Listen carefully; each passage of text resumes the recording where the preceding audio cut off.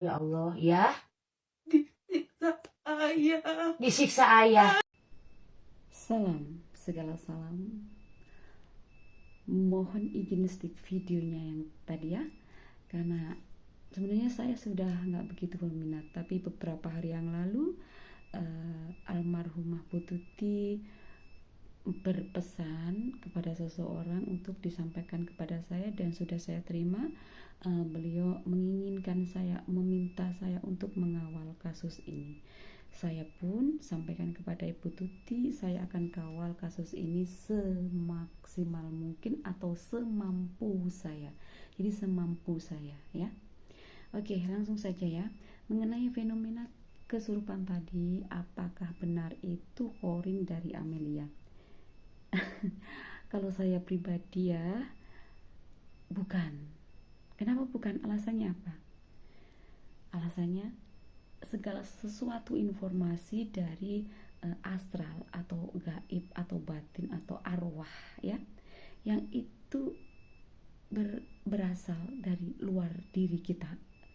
Kalau kesurupan itu kan informasi dari luar diri kita ya, bukan dari dalam diri kita. Nah, itu untuk kebenarannya masih diragukan, kecuali informasinya itu dari dalam diri kita ya.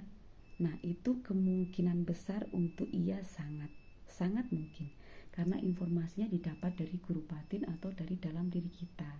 Kalau informasinya ada di luar diri kita, nah itu sangat rawan sekali tertipu daya oleh makhluk-makhluk astral yang pada saat si Rena tadi itu ya dibuka mata batinnya atau ibu tersebut membuka portal dimensi lain, si Rena pun keadaan hidupnya ya sedikit melo-melo lah dengan situasinya Amelia, walaupun tidak kenal pasti mendengar ya, maka tersambunglah dengan energi atau frekuensi rendah ya, masuklah arwah tersebut.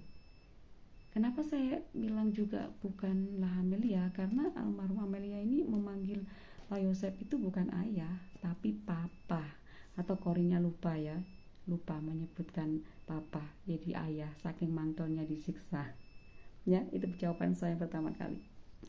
Dan yang kedua, beberapa hari yang lalu saya itu kedatangan tamu dari Palangkaraya, seorang caleg dapil 1 Palangkaraya. Kebetulan beliau juga bisa melihat batin atau seorang indigo ya. Nah, kita membicarakan tentang Amel. Di situ saya akan membuka portal ya.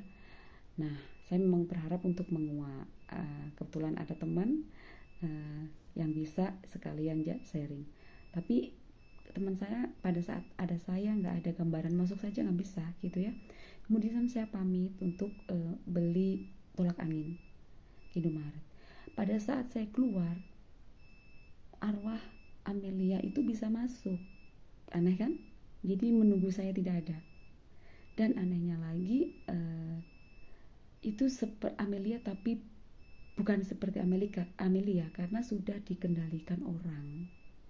Jadi Amelia itu masuk ke raga seseorang tapi sudah dikendalikan kekuatan lain. Jadi yang dia sampaikan tidak sama dengan apa yang dia alami. Nah, ini yang terjadi seperti itu.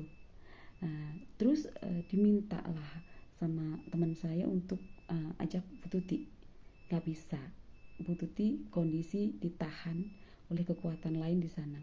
Dan begitu saya datang, baru motor saya di depan langsung kabur ngibrit ya, si korinnya Amelia. Jadi dari statement saya ini sudah disimpulkan ya, kita jangan gampang-gampang membuat statement ini adalah Amelia ya, karena ini yang jadi tersangka ini belum ada ketok palu hakim ya, bisa saja bukan, nanti menimbulkan fitnah, nanti menggiring opini gitu loh ya. Jadi kita sebagai seorang praktisi spiritual dan supernatural dalam kasus berat pembunuhan ini, jangan asal kita itu bicara sembarangan. Dan kalau memang bukan pembunuhnya adalah anak bapaknya itu, alangkah berdosanya kita menggiring opini bahkan memfitnah seseorang ya. Gak boleh seperti itu.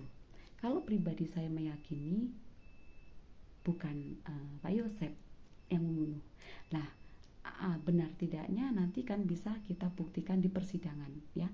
Karena ini analisa, ini adalah pendapat sebagai seorang praktisi spiritual dan supernatural. Tentunya saya punya insting, punya naluri ya, yang itu tidak bisa dimiliki semua orang.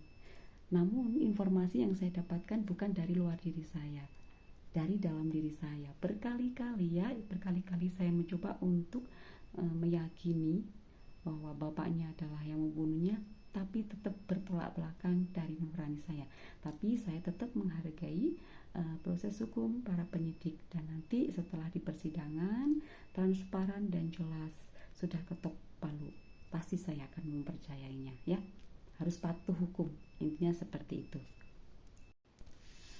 Dan masalah bicara apakah arwah Amelia ini ditahan, karena kok tidak dari kemarin-kemarin dia itu masuk ke raga orang yang dia inginkan untuk menyampaikan suatu kebenaran. Kalau bilang ditahan, iya, saya pernah menembusinya ya. Bahkan praktisi spiritual yang lainnya, supranatural yang lainnya pernah sampai muntah darah. Tapi sekali lagi itu yang menahan bukan dari pihak bapaknya, dari pelaku iya. Ya, pelakunya siapa? Nanti di persidangan dibuktikan. Dan kekuatannya banyak. Percaya atau tidak percaya, kasus Subang ini aura mistisnya kuat sekali. Pagarnya kuat sekali. Jadi ada campur tangan gaib, mistis untuk kasus ini tidak bisa terungkap siapa pelakunya. Ini iya, sangat iya ya. Karena kalau masalah seperti ini, karena ini adalah bidang saya, ranah saya bisa menjamin dan menerangkan itu, karena saya juga menembusinya secara langsung, bukan katanya dan katanya ya. Namun investigasi spiritual itu tidak bisa dijadikan landasan hukum atau patokan hukum. Yang bisa petunjuk dari kita itu penyidik ataupun para pakar hukum bisa mencari bukti-bukti secara realnya ya. Nah seperti itu. Ada yang menahannya tapi bukan dari pihak Pak Yosef, dari pihak pelaku. Yang saya yakini masih ada di luar sana. Masalah Danu, mengapa dia harus menyerahkan diri, itu hanya Danu yang paling tahu, dan di belakang Danu, paham ya?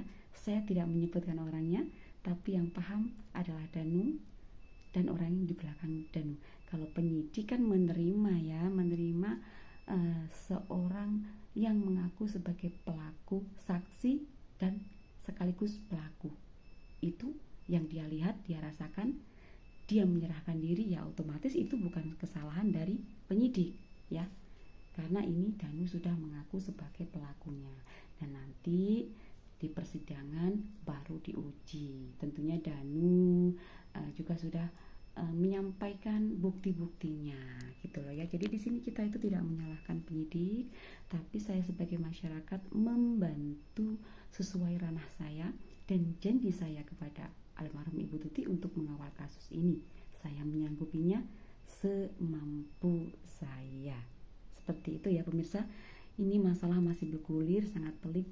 Jangan kita menggiring opini. Kalau benar yang kita sampaikan, gak masalah. Tapi kalau tidak benar, itu menjadi fitnahan yang akan berbalik kepada diri kita sendiri. Kita seorang praktisi spiritual atau supernatural harus berhati-hati dalam berucap. Ini bersangkutan dengan masa depan seseorang, kasus berat, jangan asal ngomong ya.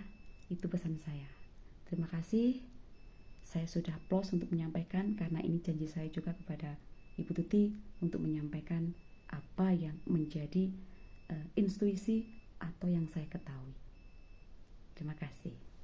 Salam.